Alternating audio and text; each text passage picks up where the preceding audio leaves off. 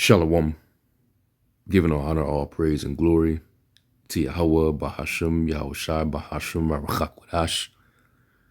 Double honors to the elder apostles and bishops of the great Muslim that rule well. And as always, peace, blessings, and salutations to the tabernacle of David, the hopeful elect, scattered abroad across the four winds of the earth. And before I even play this clip on TikTok, not TikTok, it's like Instagram, let me just start off with this verse right here. This is Isaiah 25 and verse 7. And it says, "And he will destroy in this mountain the face of the covering cast over all people, and the veil that is spread over all nations." And basically the truth, it has to become widespread so that veil of darkness can be, vanished, because for the longest, the rulers of the darkness of this world, they had the world under complete oblivion as to who the people are, the true chosen people of the Most High are. And, as long as the world was under that dark veil, these devils have been able to control the narrative. They've been able to basically control the world, take on the privilege of being that same said people. And so now, things are starting to get spooky because a lot of questions are going out. The truth has just been springing up. The Lord said that he would, that he would pretty much consume this devil by the spirit of his mouth, which the Lord speaks by the mouth of his prophets. So all these things are all, it fulfills the process of this man, the man of sin, being revealed. All the lies, the deceit that he's responsible for. So that's why everything now is being brought into question. So anyway, this is a clip of Tucker Carlson, and he's questioning the genetic ancestry of these people, and he's saying, why don't they do a genetic testing? Because they call themselves, the people, and then they say that if you say anything against them, if you speak out against them, you're anti-Semite or anti-Semitic. But what they fail to do is they never bring out the full truth that there are many nations that are under the Shemitic label, if you will, or category. All right. So they're not just the only people that would be considered Shemitic. So all these questions are coming out. So let's play this clip real fast. Descendants are the ones who have the right to have this land, correct? Yes. Okay. Why don't we do genetic testing on everybody in the land and find out who Abram's descendants are? It's really simple. We've cracked the human genome. We can do that. Why don't we do that? Would you be against doing that? I have no idea what that would prove. I mean, Really? maybe it would be. What do you mean?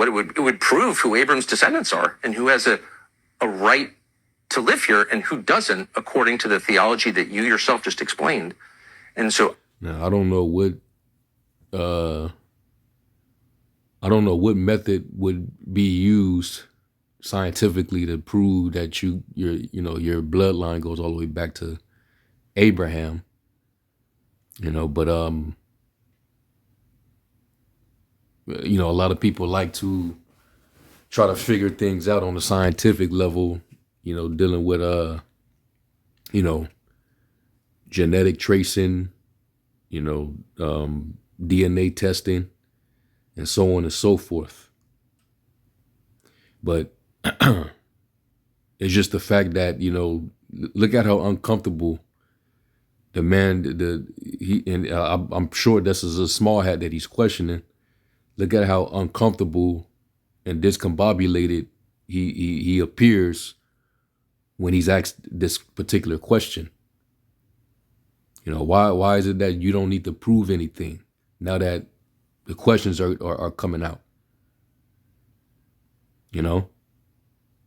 They're being put on a hot seat by the world, and they definitely don't like it.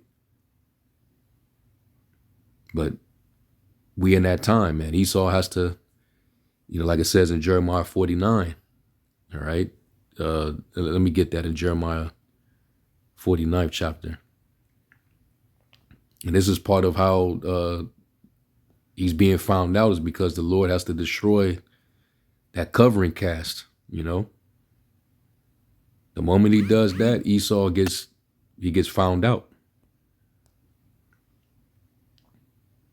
Like you had Pastor Rich Tidwell going into breaking down the name Rothschild, as a shield of Edom.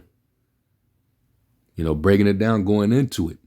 So there's no coincidence that all this information is coming out. All right, this is Jeremiah 49:10, and it's like and we've been the main ones.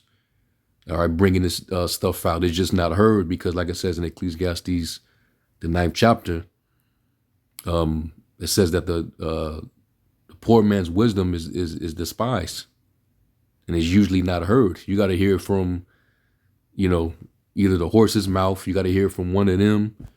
You got to hear from a secular, worldly scholar.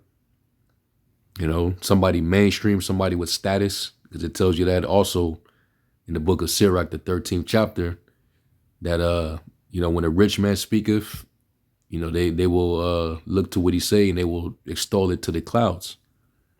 But when we say it, it falls on deaf ears, or is met with resistance. That our people, they like to withstand or resist the Holy Spirit. But the truth is going to prevail either way. But anyway, this is Jeremiah 49:10. He says, "But I have made Esau a bear. I have uncovered his secret places, and he shall not be able to hide himself. His seed is spoiled, and his brethren and his neighbors, and he is not." All right, so Esau is being made bare. You look at that word bare. The word is chashap. And it says to strip off. Everything that he covered himself with is all being like just like a woman that she's covered in layers of makeup. She got contact lenses, she got the eyelashes, she got the sewn in weave, or extensions. Her complexion isn't her normal complexion because she's just covered up in layers. But take all that off.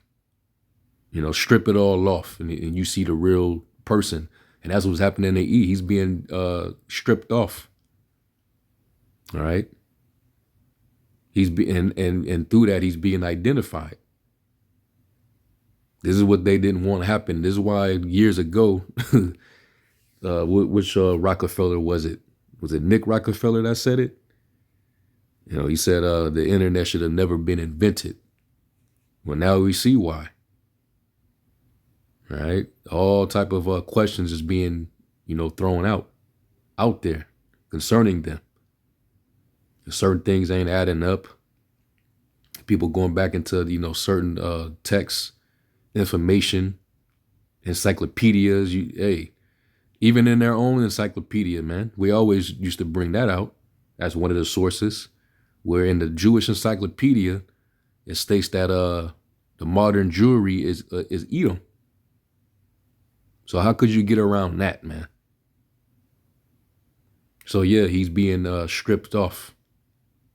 Okay, You're not you're not the Lord's chosen people, man. It says to lay bare, make bare, draw out, strip off, to strip, lay bare, to draw water, skim, take from the surface.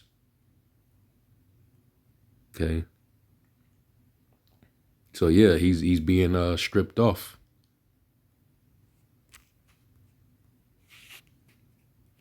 So let's go back to the video clip. So I'm very confused as to why we don't do that. If you believe the theology that you've just explained to me, Would we do that all over the world? and everybody this is the only country in the world that you've said has this covenant with God, that this people have a moral and legal right to the land. But there are people, And they can't prove it. They can't prove it prophetically. They can't prove it historically, archaeologically. Like they're literally they've never been able to prove anything. They just been able to control the narrative once they got into the land, and it was all set up. All right. Zionism goes back to an idea from a certain wicked man's imagination. Theodore Herzl. You brothers and sisters can look him up. And they rallied around that, and because you had certain of them whose ancestors, they were converted to the religion of Judaism. All right, and we already know about that history, dealing with the Khazarian Empire. All right, the Kagan Bullen, he converted them to it. Because before that, they was in the temple worshiping phallic symbols and stuff like that. All right, which is tied to Baal worship. So this guy, he's on the hot seat, man, and you can tell. As a matter of fact, since we talking about, because he's talking about genetic testing and all that, there was one of their own. There's a man by the name of what was his name, Dr. Aaron. Let me find it. I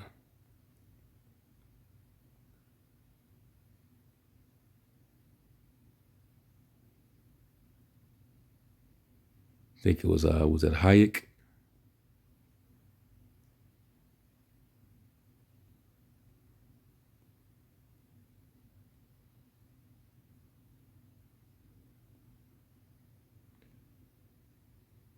I'm trying to think of his name.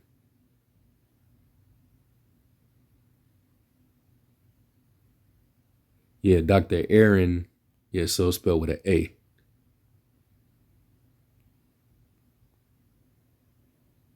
Yeah, this guy.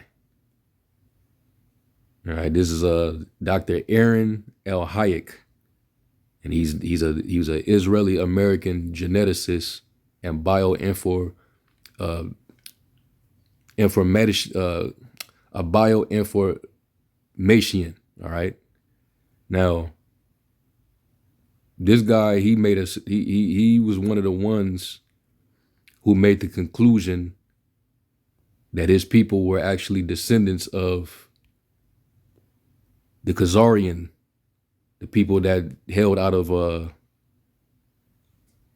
southeastern Europe.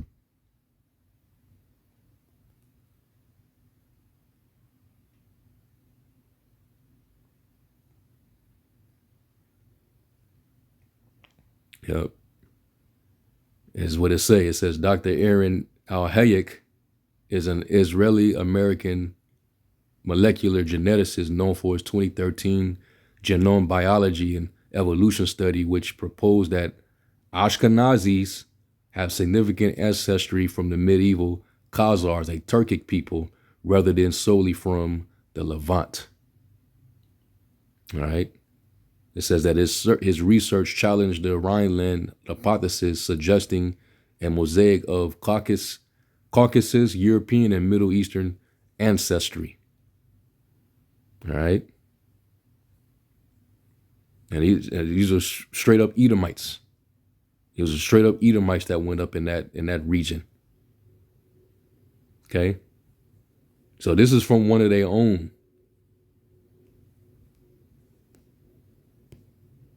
So if you was to even bring up, this fact, I'm pretty sure this dude would be frying in his chair, man.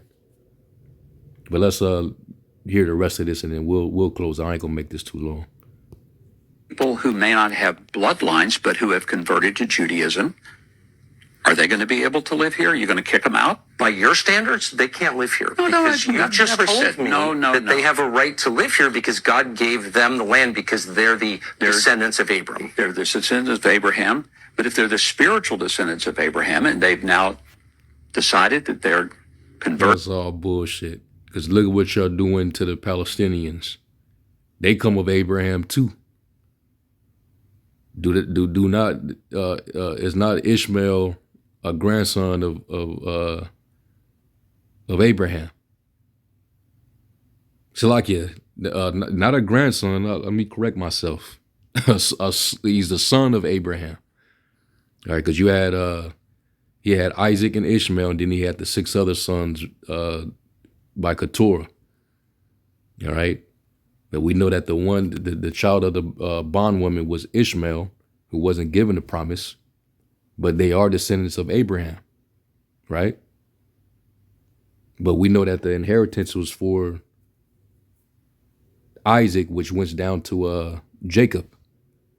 All right, now you Edomites, all right, you're the brother of Jacob who was given the inheritance, but it wasn't given to you.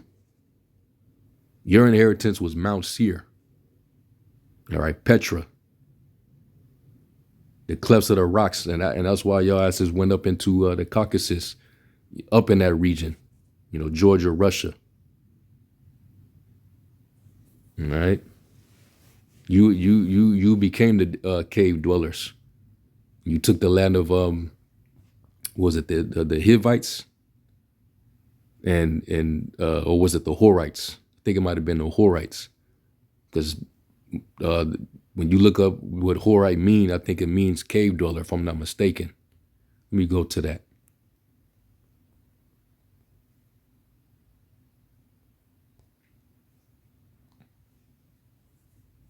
Because I know the Edomites went there and they took the land and it became their inheritance. Genesis 14:6, it says, and the Horites in their Mount Seir unto El Paran, which is by the wilderness. And you look up Horites. The word is Horia. And it says cave dweller, or troglodyte,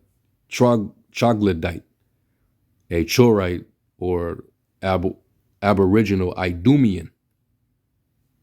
So to be an Edomite is to be a cave dweller. And what is it? The Caucasus Mountains. To be a Caucasoid, a cave dweller.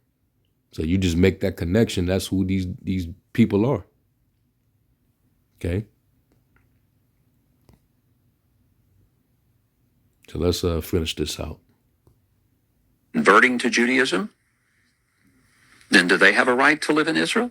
Since you began this conversation by asking me, did I think they had a right to come here? Yeah, that's And what my Zionism question is. was, on what basis do they have the right? Yeah. And And I you tried said to- because God granted it to Yeah, them. and I also said because that there should be a land where Jews can live in peace and safety. And I asked you what a Jew was, and you couldn't answer it. You No, I said didn't. it partly is religious, but doesn't have to be. It's partly genetic, but it doesn't have to be. And so that you can see why I'm I think I was very clear. Bibi's family, we know they lived in Eastern Europe. There's no evidence they ever lived here. He's not religious. But in what sense ancestrally- does- but how do we know ancestrally- that? Do you have his family tree? No, we don't. Do you? He doesn't. So no one does. That's the point. But So if how do there we is- know that he but has any if they connection are to this land at Jewish, all? And if there has been a practice of Judaism and a connection to the language, But the he Bible, doesn't- the land, His ancestors didn't. He doesn't practice Judaism in any rigorous way. His ancestors didn't live here. They didn't speak the language, and there's no evidence they ever lived here. So in the territory that Israel controls today, particularly in the West Bank, who, through genetic testing, we can know their families have been here for thousands of years. We don't know whether they practiced Judaism, whether they were Samaritans, pre-Islam. We don't know that. A lot of them we know have been Christians for 2,000 years. They have less of a right to the land than someone whose ancestors, the only thing we know about them is they lived in Latvia or Poland. They're Eastern European. How does that work? Yeah, so and this dude, I'm sure he's controlled opposition, so they're allowing him to come out there and you know put that out in the atmosphere, but at the same time, this is it's causing people to raise more question, because the Lord's getting ready to take this man out of here, man. All right, we at the end of Esau's world, so he has to be totally exposed. Like it says in Proverbs, I quoted that in one of my previous lessons, Proverbs 12. Let me actually go to it this time. We're gonna go to Proverbs 12 and 19, and this is in the NLT. And it says, truthful words stand the test of time, but lies are soon exposed. All right. So we're there, man. All the lies are going to be exposed. And the truth that have been without fruit shall be declared. All right. So that's the end of that, and yeah, this is going to continue to happen. And more shameful spewing is going to continue as well. Because you devils and did too much, and now everything is catching back up with you. All right. So anyway, with that, I'm going to give all honor, praise, and glory to Yahweh Shem Yahushai. Shalom.